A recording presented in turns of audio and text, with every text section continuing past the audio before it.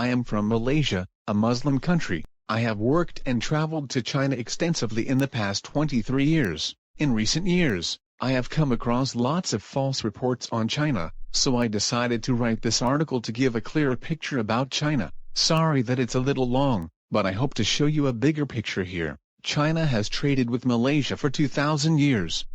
In those years, it was the world's biggest powers many times. Never once they sent troops to take our land. During the Ming Dynasty, Admiral Zheng came to Malacca 5 times, in gigantic fleets, and a flagship 8 times the size of Christopher Columbus' flagship, Santa Maria. He could have seized Malacca easily, but he did not. In 1511, the Portuguese came. In 1642, the Dutch came. In the 1786 the British came. We were colonized by each, one after another. When China wanted spices from India, they traded with the Indians. When they wanted gems, they traded with the Persian. They didn't take lands. Then came the century of humiliation. Britain smuggled opium into China to dope the population, a strategy to turn around the trade deficit. After the British could not find enough silver to pay the Qing dynasty in their tea and porcelain trades, in 1840, Qing officer Lin Zexu led a campaign to fight the opium plague. Opium was destroyed in salt water and ports were closed to curb smuggling of opium. The British were angered and started the Opium War, which China lost. Hong Kong was forced to be surrendered to the British in a peace talk, Nanjing Treaty. At the time, the British owned 90% of the opium market in China, sourced from India. The remaining 10% was owned by American merchants from Boston, sourced from Turkey. Much of the east coast of the U.S. were built with profit from opium, including Harvard, Yale and Amp. Columbia, funded by Warren Delano, the American opium king, and who was also the maternal grandfather of America President Franklin Delano Roosevelt. After 12 years, the West got really greedy. The British demanded the Qing government, 1. To open the borders of China to allow goods coming in and out freely, and tax-free. 2. Make opium legal in China. Ridiculous demands, the Qing government rejected. The British and French, with supports from the US and Russia from behind, started Opium War II with China. The Anglo-French military raided the Summer Palace, Yuan, an estimated 150,000 pieces of historic treasures with a 1900-year span from the first Qin dynasty up to the Qing dynasty were raided and ended up with private collectors, the British Museum in London and the Louvre in Paris. After that, the palace was burned down. Then the British and French army threatened to burn down the imperial palace. The Qing government was forced to pay with free trade ports. 300,000 kilograms of silver and the Kowloon district north of Hong Kong Island was taken. Since then, China's resources flow out freely through these ports.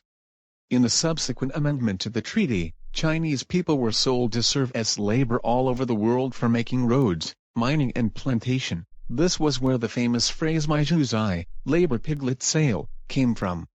The death rate on the boats to the U.S. was 30 to 50%, and those working in mines had a death rate of 40 to 70%. The opium plague has turned China from the world's biggest economy to the sick man of East Asia. Between 1850 to 1864 a deadly revolt in southern China called the Taiping Rebellion broke out and took 20 million lives. In 1898, a Boxer rebellion was formed by traditionalists to counter foreign influences in China, and the Boxers, Qing and foreigners engaged in armed conflicts. In 1900, Peking, Beijing now, was sieged by the Eight-Nation Alliance, Imperial Japan, Russian Empire, British Empire, France, USA, Germany, Italy, Austria-Hungary. Upon defeat, the Qing government was made to pay 16.7 million kilograms of silver in 39 years. Artilleries from Peking to Tianjin were removed. Qing armed weapons were banned for 2 years, and the intruders occupied lands around Peking to safeguard their interests. Between 1937 to 1945, China was occupied by the Japanese in WWII. Over 20 million Chinese died during the occupancy. 300,000 Chinese died in Nanjing massacre alone. Mao brought China together into one again from the rubble, when the People's Republic of China was formed in 1949. From 1949 to Mao's death in 1976, life expectancy of the population had grown tremendously from 39 to 68 years old. more than doubled the world's average growth during the same period. Mao also established social equality, gender equality and ethnic equality across the country. Tibet was liberated from a feudal serfdom system. There was peace and unity for some time, but unfortunately Mao's reign in later stage was marred by sufferings and millions of deaths from famine caused by a terribly over-ambitious strategy to industrialize the country called the Great Leap Forward, and later on the Cultural Revolution which Mao started to regain power.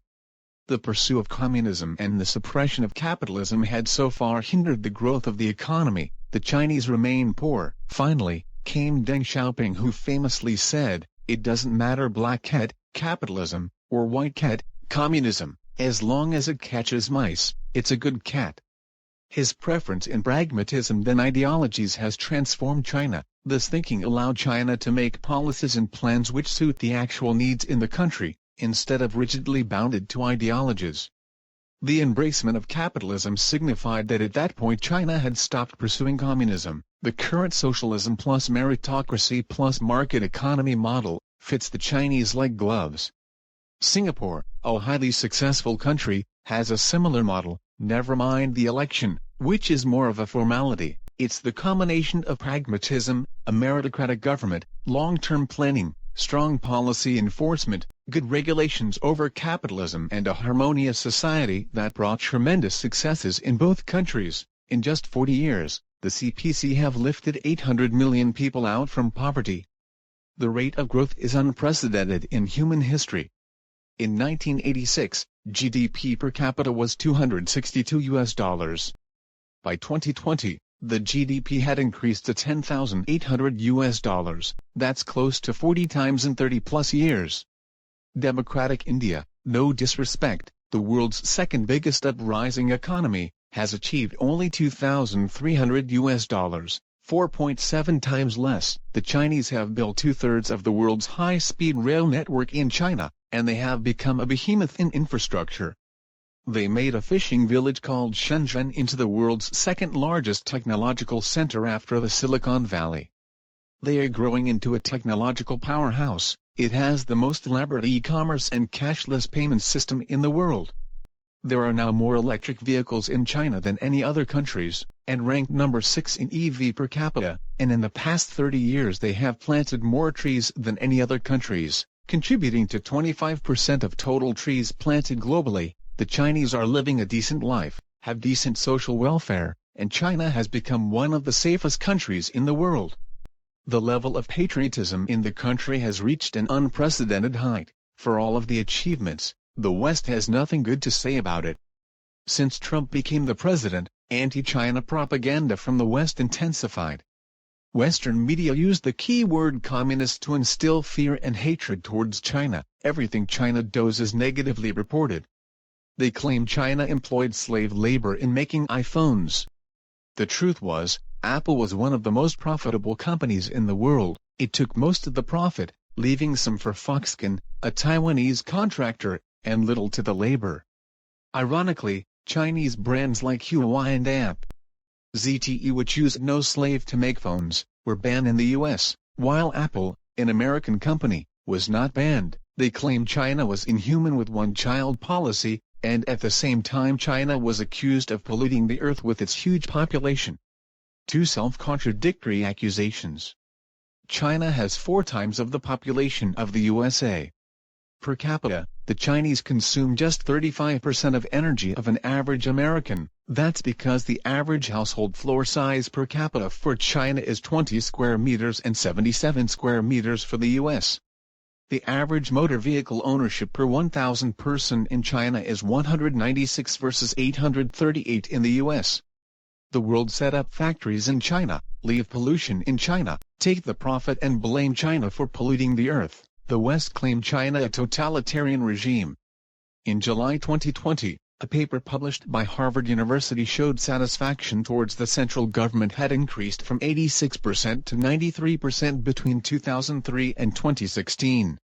The figure soared to 96% in 2020 after the government did well in fighting COVID-19. When every citizen in China can work for the government and be a part of the government, every citizen has an open and equal chance to become super rich like Jack Ma. How tyranny comes about. China has a system of governance that is different from the West, that's it. In fact, whenever there's more than one political force, the country was in turmoil. Chu versus Han, the Three Kingdoms, Kuomintang versus CPC. For example, China has a meritocratic system since 587 AD during the Sui dynasty. The best talents were selected from the whole country via exams, where the rich and the poor have equal chance. Then they are put in posts in accordance with his skill, and one has to work himself up from the lower ranks. Check and balance, accountability and performance evaluation of government servants are handled by the meritocratic system.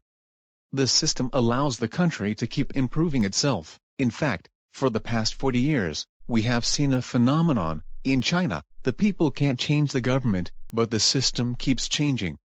In the US, the people can change the government, but the system can't be changed. What if the government stopped functioning? Then a revolution awaits, and the country starts anew. Is the system superior than ours? Well, it is one that suits them. Has China exported its ideology? No, China sells products, not ideologies. The West claimed the Chinese have no freedom. In the West, personal freedom is prioritized, while in China, freedom is collective.